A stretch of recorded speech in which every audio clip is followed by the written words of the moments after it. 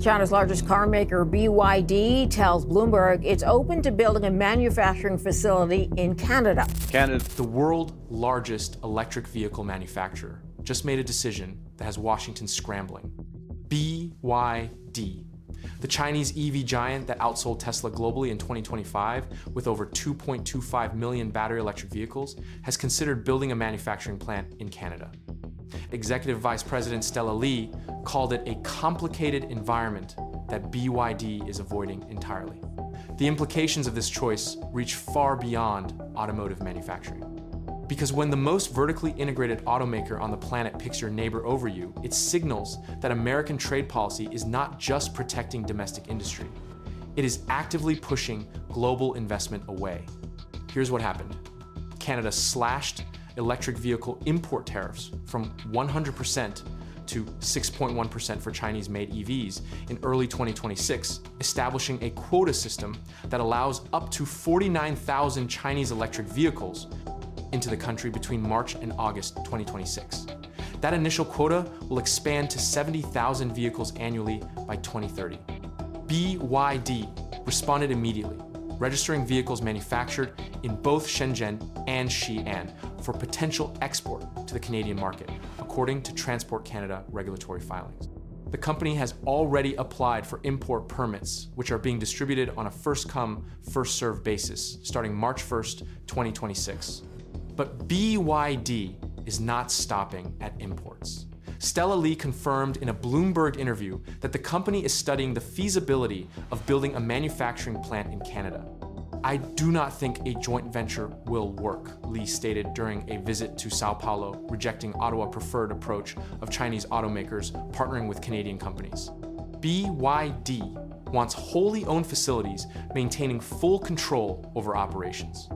This stance emphasizes independent operation and vertical integration. BYD produces everything that goes into its vehicles except tires and glass, including blade, battery systems, motors, and semiconductors. The contrast with the United States could not be starker. America maintains tariffs exceeding 100% on Chinese-made EVs. The Biden administration introduced a ban on connected vehicle technology from China, vehicles that can communicate digitally with internet, other vehicles, smartphones, or road infrastructure, which effectively excludes most Chinese models from the US market entirely. The ban was implemented just days before the transition of power to Donald Trump. Li called the US market conditions complex, pointing to these high tariffs and technology restrictions as insurmountable barriers. BYD has put all US plans on hold indefinitely. The timing matters because BYD is aggressively expanding globally despite domestic sales challenges. The company overall sales for the first 2 months of 2026 fell 36% to 400,241 units. However, February 2026 marked the first time overseas sales surpassed domestic sales, with overseas deliveries growing 41.4% to 100,151 vehicles. BYD is targeting 1.3 million overseas vehicle sales for the full year 2026, supported by new manufacturing capacity in Hungary and potential expansion in Turkey and Brazil. In Brazil, BYD plans to invest over 500 million reais, approximately $97 million to install 1,000 ultra-fast charging stations by 2027. Canada policy reversal created this opportunity. In 2024, then, Prime Minister Justin Trudeau imposed the 100% tariff on Chinese EVs, causing BYD to shelve Canadian expansion plans entirely. Statistics Canada data show that imports of electric vehicles from China surged from less than 100 million Canadian dollars in 2022 to 2.2 billion Canadian dollars in 2023, representing approximately 44,400 vehicles, primarily Tesla Model Y units. After the tariff was imposed in October 2024, exports plummeted 92% in the fourth quarter. The January 2026 reset of trade relations between Ottawa and Beijing changed everything. Prime Minister Mark Carney's government established the quota system that reopened the market.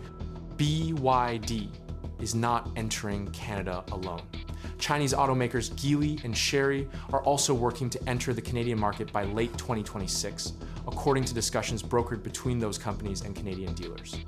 Chery applied to register multiple brands in Canada last year, including Exceed, iCar, JQ, Lepaz, Luxeed, and Omoda. Geely trademarked its premium electric brand Zeekr in Canada in 2025, potentially to be sold alongside its existing Volvo and Polestar operations. Analysts estimate up to 20 Chinese automakers could eventually pursue Canadian market entry. The acquisition discussion represents the bigger strategic shift. Lai told Bloomberg that BYD is open to acquiring a legacy automaker, noting, "We are open to every opportunity we have," and that BYD is currently evaluating potential assets. She stated that rivals in the United States, Europe, and Japan face structural challenges from maintaining parallel combustion and electric vehicle portfolios simultaneously. BYD, exclusive focus on pure electric and hybrid vehicles, positions it differently. Precedent exists. Geely acquired Volvo over a decade ago and used it to expand global footprint. SAIC revived MG into a thriving EV-focused brand. BYD, sitting on dominant EV technology and massive manufacturing scale, is positioning itself as the buyer of last resort for struggling legacy automakers. BYD is already one of 3 finalists bidding for the 230,000-unit Nissan Mercedes COM-PAS plant in Aguascalientes, Mexico, alongside Geely and VinFast. Buying existing production capacity with trained workforces is faster and cheaper than building greenfield facilities. BYD is applying this logic globally. If BYD proceeds with a Canadian plant, it would mark one of the first wholly owned Chinese EV facilities in North America, testing Canada regulatory tolerance for independent foreign ownership in strategic sectors. BYD track record in Canada has flaws. The company opened an electric bus assembly plant in Newmarket, Ontario in 2019, with plans to supply the Toronto Transit Commission.